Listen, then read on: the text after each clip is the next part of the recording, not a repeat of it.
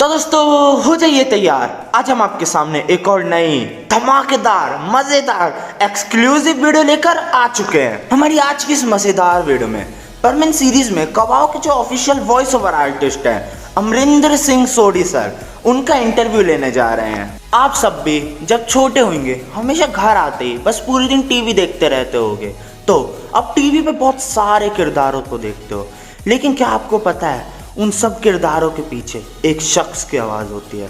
तो आज की इस इंटरव्यू वीडियो में हम आपको उनमें से एक शख्स के बारे में बहुत कुछ जानने का मौका देने वाले हैं और इनका नाम है अमरिंदर सिंह सोडी सर। अमरिंदर सर एक बहुत बड़े वॉइस ओवर आर्टिस्ट हैं, साथ ही साथ एक बहुत बड़े एक्टर भी हैं।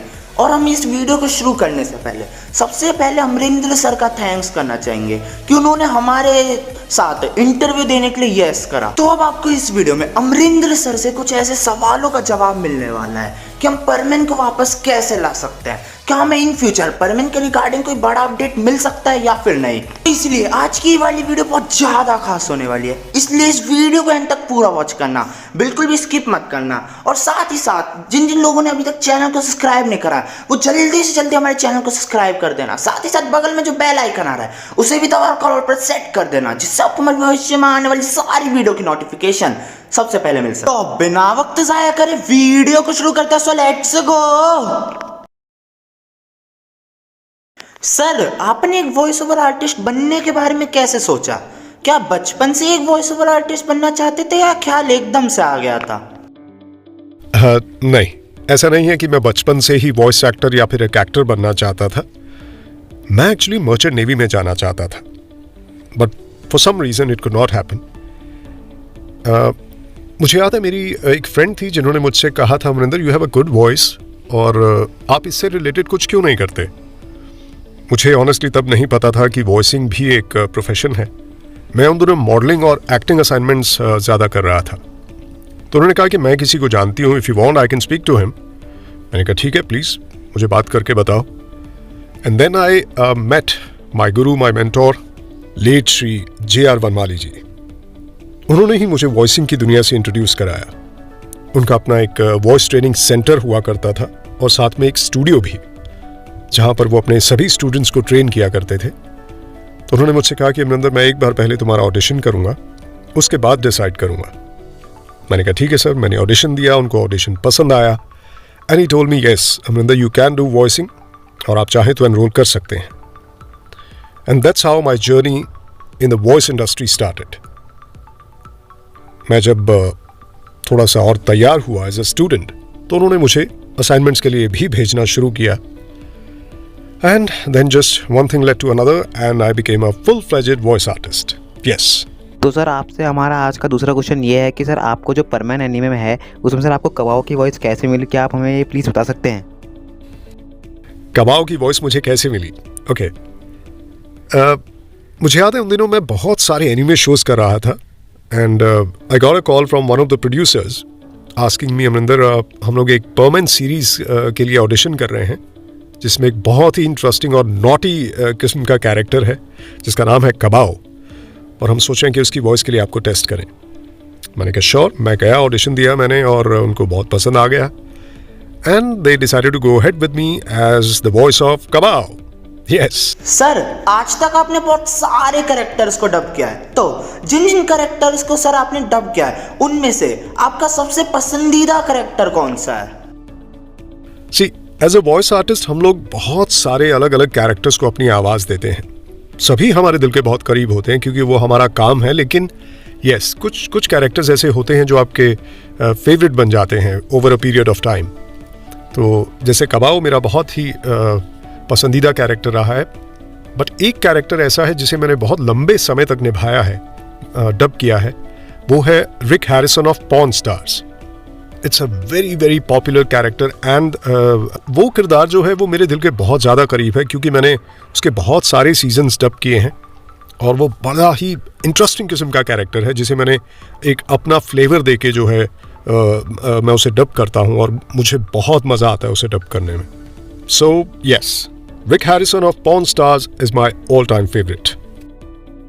तो सर फोर्थ क्वेश्चन थोड़ा सा वियर्ड है, लेकिन सभी परमानेंट फैंस और खास करके सर मेरे मन में एक क्वेश्चन हमेशा आता है कि सर अगर हमें परमानेंट सेट मिल जाए तो हम क्या कर सकते हैं। सर मैं तो बहुत कुछ करना चाहता हूँ, लेकिन मैं जानना चाहूँगा सर अगर आपको एक दिन के परमानेंट सेट मिल जाए तो आप उससे क्या करना चाहेंगे।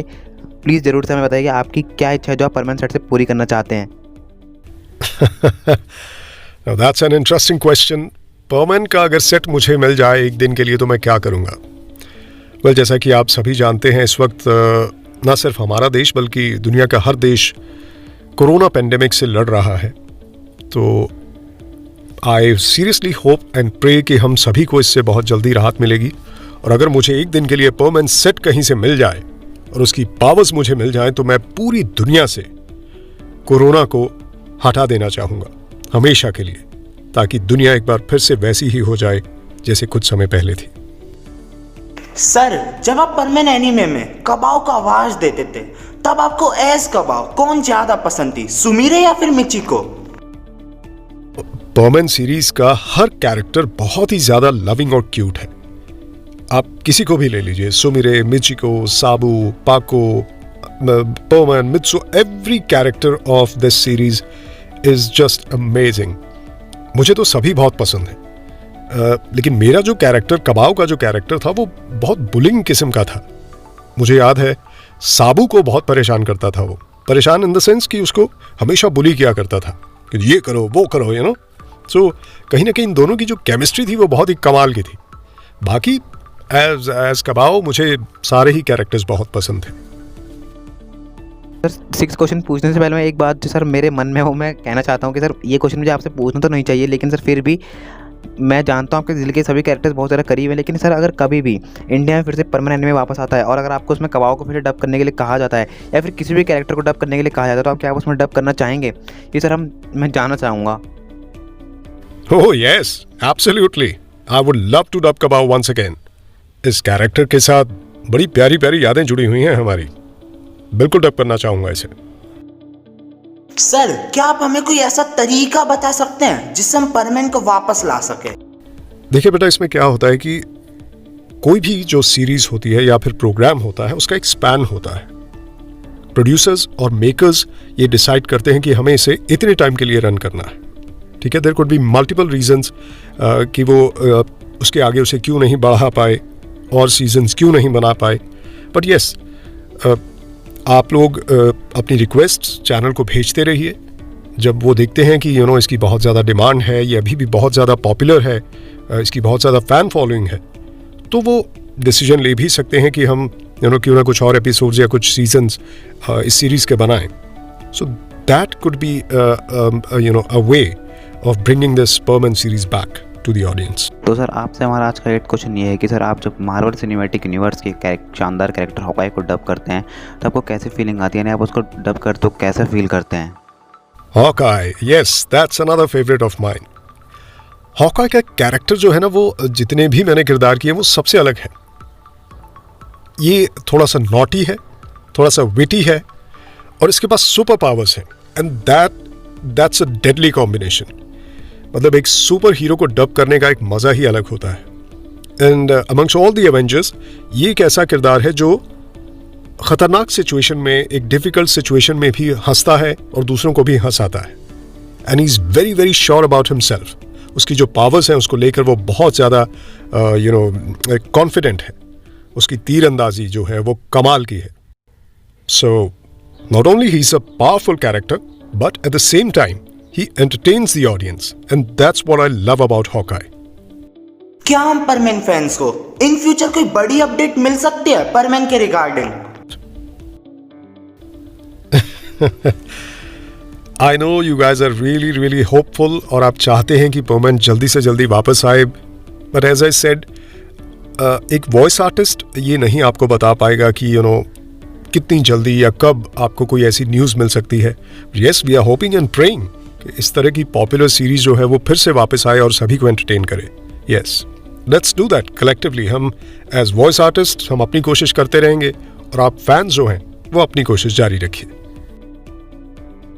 तो सर आज का हमारा आपसे आखिरी सवाल है, हमारा 10th क्वेश्चन ये है कि सर आपकी तरफ से हम परमानेंट फैंस के लिए कोई शानदार सा मैसेज, और सर आप उन बच्चों के लिए सर क्या मैसेज देना चाहेंगे सर इन फ्यूचर जो है डबिंग आर्टिस्ट बनना चाहते हैं? प्लीज़ सर आप उन बच्चों को ज़रूर से गाइड कीजिए जो इन फ्यूचर डबिंग आर्टिस्ट बनना चाहते हैं।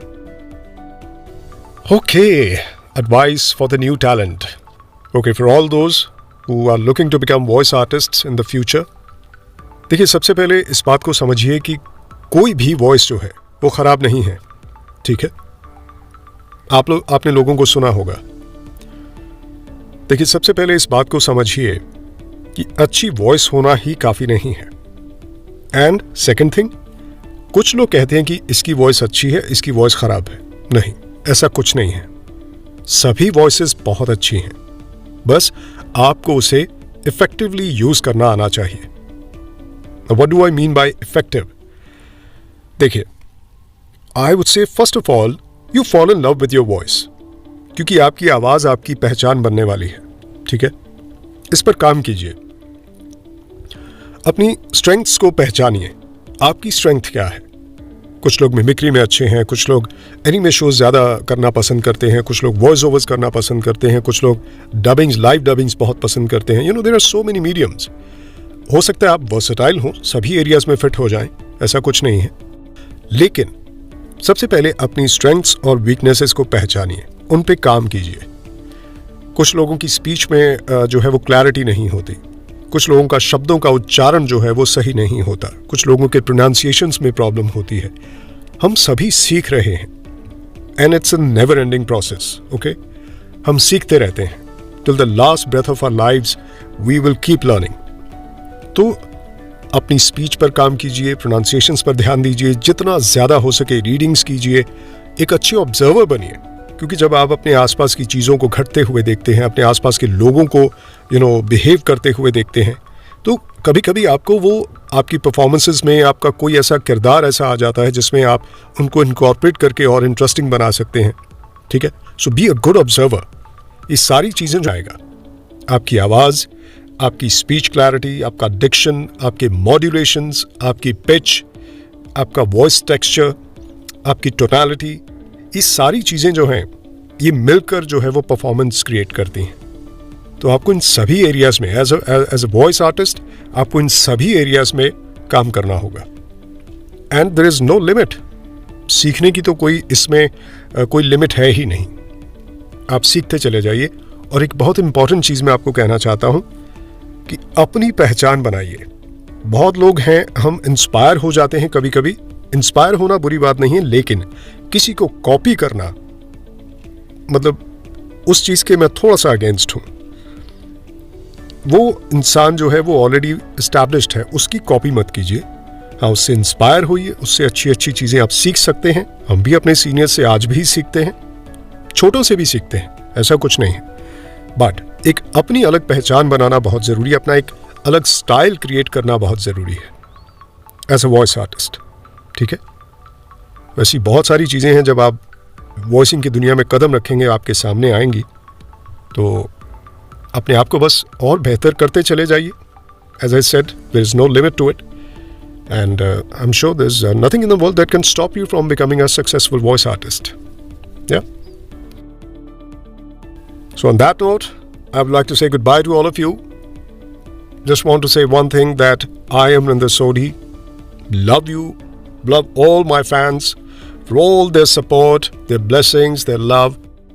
हमें इसी तरह से प्रोत्साहित करते रहिए, अपना प्यार, अपना स्नेह हमें देते रहिए, ताकि हम और अच्छी सीरीज़, अच्छे कैरेक्टर्स करते रहें और आप लोगों को एंटरटेन करते रहें। And thank you so much, Sachin, for all your time and efforts. मैं चाहता हूं कि आप सभी लोग सचिन के चैनल को सपोर्ट कीजिए, इसी तरह से अपना फैन बेस बढ़ाते रहिए, ताकि जल्द से जल्द परमानेंट सीरीज वापस आ सके। Thank you guys, love you all, take care, God bless you.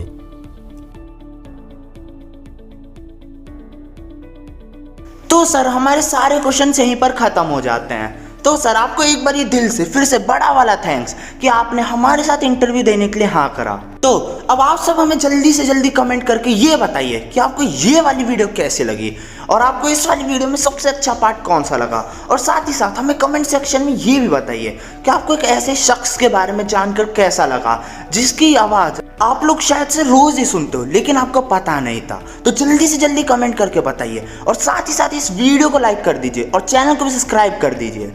और हाँ, एक मज़ेदार सरप्राइज और अभी इस वीडियो का एंड करते करते अमरिंदर सर आपको कबाओ की आवाज़ में एक बहुत अच्छा मैसेज देने वाले हैं।